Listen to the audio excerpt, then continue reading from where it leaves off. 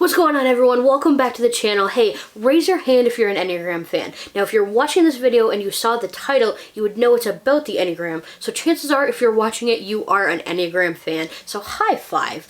Anyways, sometimes one of my very favorite things to do is scroll through Instagram to find all the Enneagram memes, but sometimes they hit a little bit too close to home and I feel personally called out. Like, just at me next time. So that's what today's video is all about. Enneagram memes that hit a little bit too close to home and call us out on our bull crap.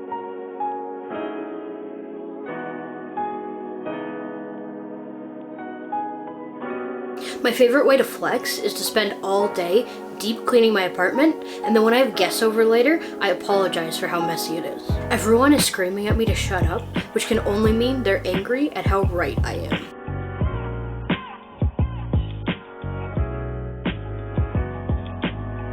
My New Year's resolution to take everything personally is going super well. I don't get how lawyers don't cry when they argue in court. Here's how I ask someone for a favor. Hey, how's it going? Would you mind giving me a hand with this? I mean, no worries if not. Absolutely no pressure, no worries. I mean, if you'd rather run me over with your car, totally fine too. Are you mad at me?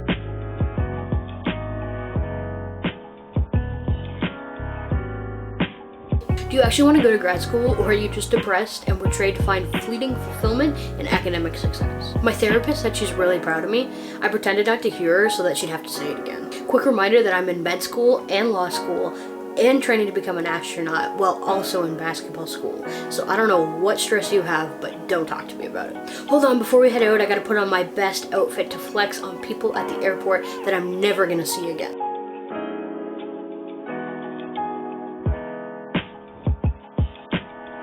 Seems unfair that anytime I have a dream about someone, and no matter how odd or weird or totally normal that interaction is, when I wake up, I mildly fall in love with the person for 24 to 48 hours.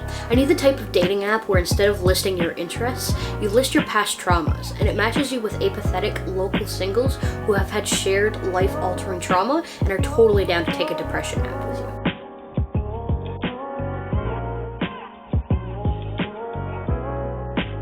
Sometimes I'd be like, communication is key, but then I don't say anything for 5 days. I really thought that I liked seeing movies, but turns out I just like eating candy in a dark room where it's actually illegal to talk to me. Canceling plans is okay. Staying home to cook is okay. Disappearing for a bit so you can get your life together is okay. Resurfacing in a foreign country under a new name 10 years later, totally fine. It's called self-care. Practice it. I just don't understand why people get so upset when they get rejected by someone or something. That person has totally done you a favor by not wasting your time or playing with you.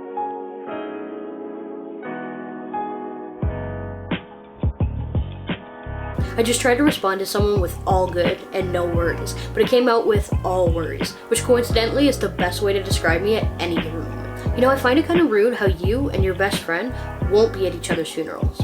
For me, being chill is getting to the airport 3 hours before my flight so I can sit at a restaurant across from my gate and be anxious that I'm gonna miss the flight from there. I don't really have panic attacks that much, but if someone texts me in the morning and says, I need to talk to you about something, I'll call you later after work, let me just say that day is not gonna be a good one.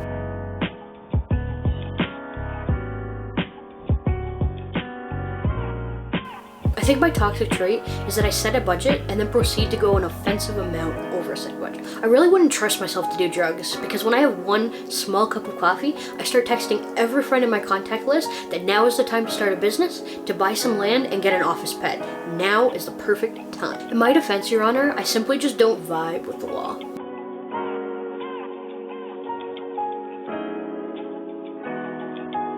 My version of a walk of shame is going back for a shopping cart after realizing I can't carry 23 items in my arms throughout the entire store. Today I had 800 milligrams of coffee, exercised for 2 hours, and then literally ate 80 pizza rolls. Then to top it all off, I did a face mask before bed.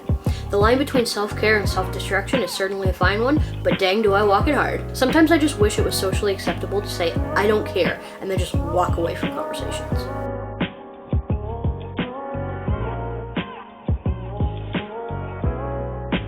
I can't wait for things to get back to normal so I can get back to canceling all my plans on my own terms. Today I completed a task I've been putting off for 6 months.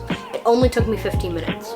I will learn nothing from this experience. I like to sleep to avoid my problems, but then I just start dreaming about them. My toxic trait is that the barista of the Starbucks I go to thinks she remembers my order, but she gives me the wrong thing every single day.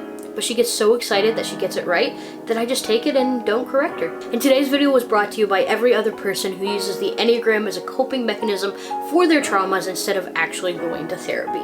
Thank God for the Enneagram. That was totally a joke, but sometimes those Enneagram memes do hit a little bit too close to home for my own liking. It's like they're watching my entire life. Anyways, thank you guys so much for watching today's video. I really hope you guys enjoyed it. If you are a fellow Enneagram fan like me, high five, give this video a big thumbs up. Make sure you hit that subscribe button and let me know down in the comments below what meme you best related to or which type you are. See if I nailed it. Guess what type I am. Anyways, thank you guys again so much for watching, and I'll catch you guys in the next video.